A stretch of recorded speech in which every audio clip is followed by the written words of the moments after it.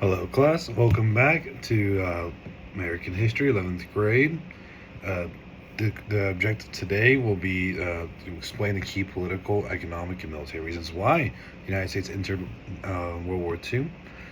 We'll talk about many different types of vocabulary words, which I'm about to cover.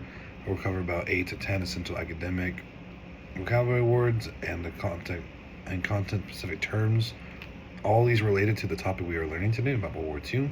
We'll be using the Frayer module strategy to list out the vocabulary words and try to define them. The 10 vocabulary words today, the first one to be isolationism, a policy avoiding involvement in foreign affairs. The Neutrality Acts, the laws passed in the 1930s to prevent U.S. involvement in foreign affairs. The Neutrality Act was also during the American Revolution. After the American Revolution, when the United States refused to help the French during the French Revolution.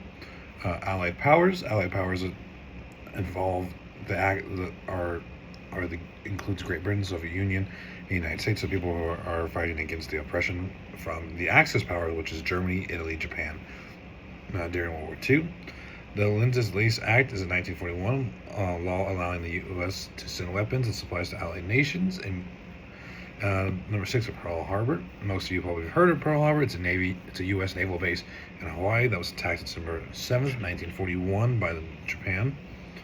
Number 7 is imperialism, a policy of extending a contract's power through territorial expansion, which is what Germany, Italy, and Japan were doing during World War II.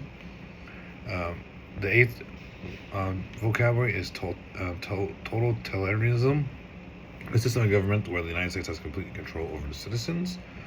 9 is embargo. Most of you might have heard of embargo. It's a government order that restricts trade with other countries. 10 is propaganda, information used to influence public opinion. These are 10 vocabulary words that we're going over. Now we will use the Frayer model to define, show characteristics, examples, and non-examples to deepen our understanding of the vocabulary words we just learned. After we're done with that, we're now moving on to anticipatory set. So you're all going to be doing this question right here on the board. Show the United States. Should the United States get involved in foreign wars? Students you will be completing a quick write, 2 to 3 sentences long, no longer than that. You can if you need to finish your thought, but try not to go over 3 sentences. A brief discussion connecting responses to isolationism. And again, isolationism is a policy of avoiding involvement in foreign affairs. Now going over the Frayer model again. I'll give you an example by using the term isolationism on the board. The definition: avoiding political or military involvement in other countries. Characteristics: focus on domestic issues and limited foreign alliances. Example: the U.S. policy in 1920s and 1930s. Non-example: joining World War I or II.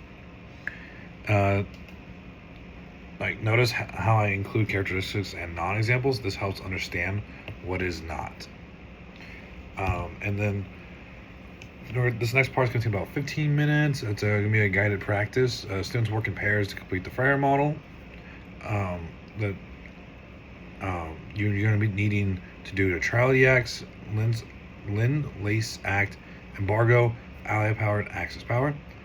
I will provide word banks, the sentence frames, like an example of blank is different from blank because, and then also visual timelines from when right before World War II started, then towards the end of World War II, so 1935, 1941. And then we're going to have an independent practice. Students choose 2 of the following and complete independently. The 4 you can choose from is Pearl Harbor, imperialism, totalitarianism, and propaganda. You've got to choose 2 out of the 4. You don't do all 4. Students, you'll be writing a short paragraph explaining how their terms connect to the U.S. entry into World War II. And then right before y'all leave, I want y'all to fill out the exit ticket. It's going to have 3 questions on it. The first question: which event directly caused the U.S. to declare war? I know there's multiple things, but what is the one major event? And two, how did the Lend-Lease Act move the U.S. away from totalitarianism? And three, please, in your own words, define embargo. I know I wrote it down multiple times and I talked about it, but I want to hear it in y'all's own words.